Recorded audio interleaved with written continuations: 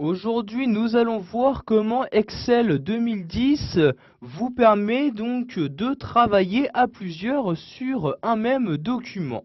En effet, ce tableur vous permet par exemple de partager votre classeur avec les différents utilisateurs de votre ordinateur. Pour ce faire, vous devez vous rendre en haut et cliquer sur l'onglet Révision. Dans cet onglet, vous avez à droite un icône qui apparaît, l'icône Partager le classeur, donc entre les différents utilisateurs de votre PC. Donc vous devez bien faire attention, donc quand vous souhaitez partager un classeur, donc celui-ci ne doit pas contenir de tableau. Donc vous voyez par exemple ici, j'ai actuellement un tableau, si je clique sur partager le classeur, j'ai un message d'erreur qui apparaît me disant donc que mon classeur contient des tableaux. Je dois donc tout d'abord convertir mon tableau en plage de données avant de pouvoir le partager. Je clique donc ici sur OK, je sélectionne ensuite mon tableau, donc vous voyez, je sélectionne juste une cellule de mon tableau. Je clique ensuite sur l'onglet Création et je clique ici sur Convertir en plage. Et dans le menu qui apparaît, je clique ici sur Oui comme ceci. Donc mon tableau n'est maintenant plus considéré comme tableau, je peux donc le partager sans aucun problème. Je retourne donc ici dans l'onglet Révision et je reclique ici sur Partager le classeur.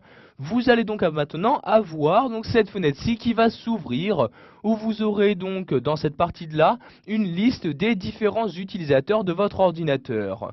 Donc, si vous souhaitez autoriser la modification de votre document à tous les utilisateurs de votre ordinateur, vous cochez ici cette case-là et vous cliquez donc sur OK pour appliquer vos changements.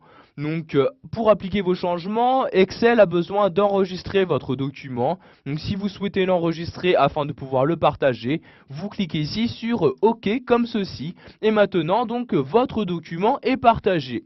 Une fois celui-ci partagé, vous avez la possibilité de suivre les différentes modifications qui sont apportées.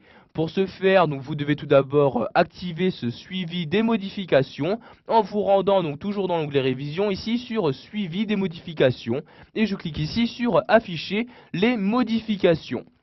Dès que vous partagez votre classeur, ce suivi est activé, mais vous pouvez personnaliser, donc configurer le type de suivi que vous souhaitez.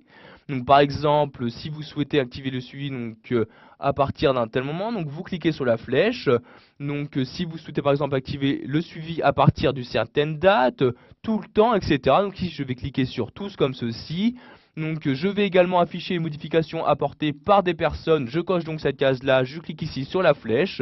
Et vous voyez donc j'ai ici accès aux différents utilisateurs qui ont accès donc maintenant à mon document.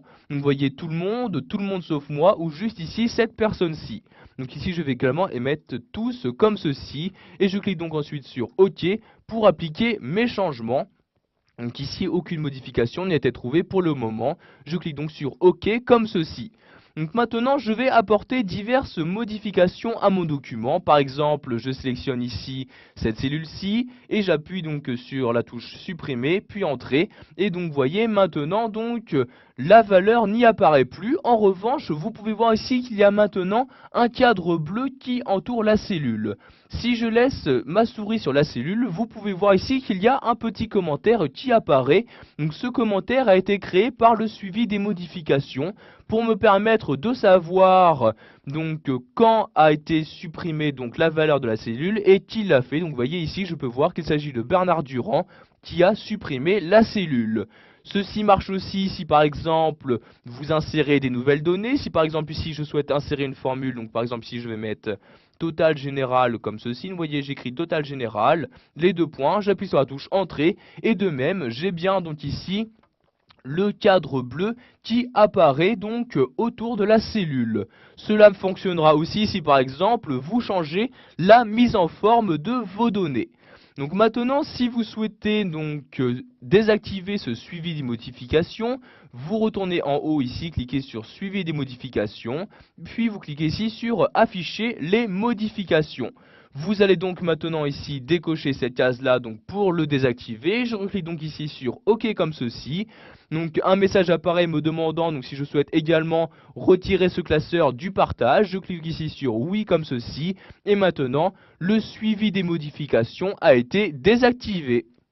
Voilà, vous savez maintenant comment travailler à plusieurs sur un même classeur, donc soit en partageant votre classeur, mais également en activant le suivi des modifications.